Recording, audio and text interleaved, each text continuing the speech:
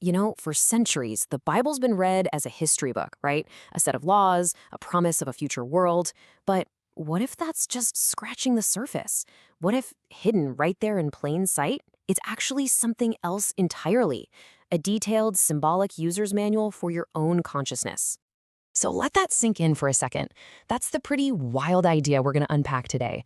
We're looking at a perspective that sees every single character, every story, and every law, not as some external event that happened ages ago, but as a symbol for a process that's happening inside of you, right here, right now. Okay, let's dive right in. To really get our heads around this, we first need to understand that, according to this interpretation, the Bible can be read in two totally different ways.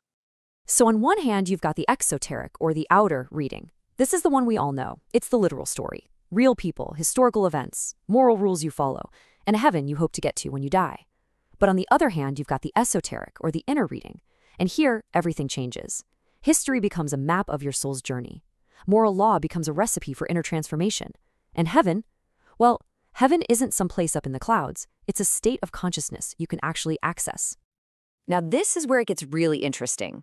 This inner map, it's basically got two main zones. The source material calls them the core and the periphery. Think of the core as our original factory settings, a state of unified, peaceful consciousness. It's that symbolic Eden. The periphery, well, that's the noisy, chaotic, dualistic world of the ego, which is where most of us spend our lives. That's the symbolic fallen world. Right, so here's the big question. If our true nature is in that peaceful core, how in the world did we end up stranded out here in the noisy periphery? Well, this framework calls that the diagnosis, and it all starts by looking at maybe the most famous story ever told in a whole new light. So get this, the Garden of Eden, in this view, it was never a physical place on a map. It's a symbol for that state of the core, that perfect unified awareness where there's no separation, no judgment, no me versus you. It's not a memory of some lost paradise we can't get back to. It's the actual blueprint of the human soul. So how did we leave this perfect state? The fall is seen as a three-step psychological chain reaction. First, you get the serpent. That's the birth of the ego, that little voice in your head that whispers, I am separate, I am special. Second, you've got the eating of the fruit. That's the moment we buy into that idea, when we start chopping up the world into good and evil, right and wrong, me and you. And the result?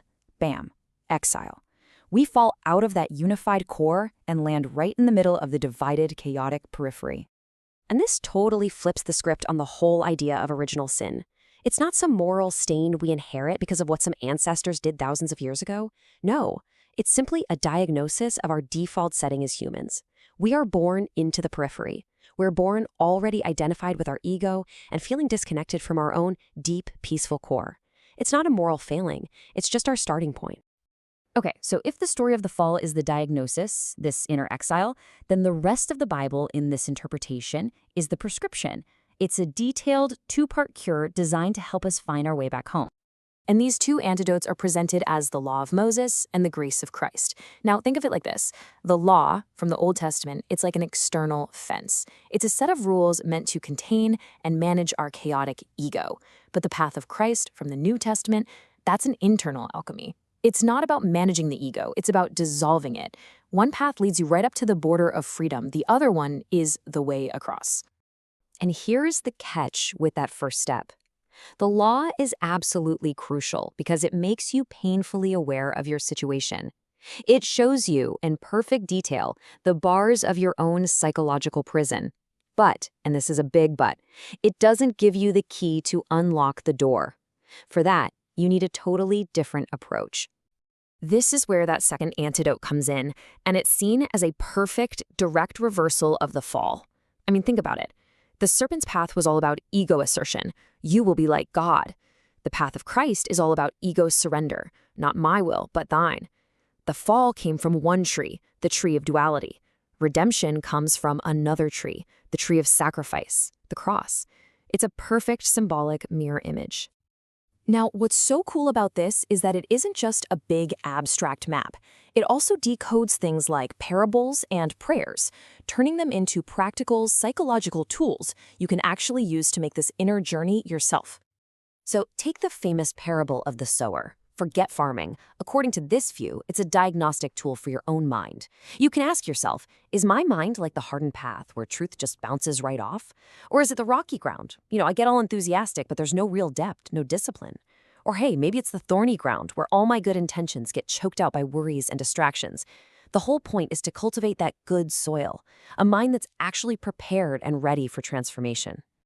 And this is just fascinating. The Lord's Prayer gets transformed from a simple request into a powerful 7-step formula. It's basically an alchemical recipe for restructuring your consciousness.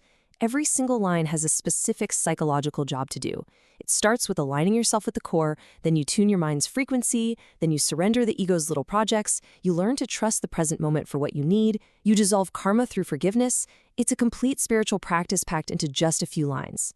All right, so we've seen the diagnosis of our inner exile, we've looked at the 2-part cure, and we've even got these incredible tools for the journey. So what's the point of it all? Where does this map ultimately lead? Well, the answer is delivered in one of the clearest, most direct statements in the entire text. The destination isn't some far-off place in the future or a reward you get after you die. It's a reality that is accessible right here and right now. So that kingdom? That's it. That's the whole goal. It's the full and final return to that symbolic Garden of Eden, the state of the core. It's the end of our inner exile. It's an awakened state of unified, non-dual consciousness that this entire user's manual has been trying to lead us back to all along.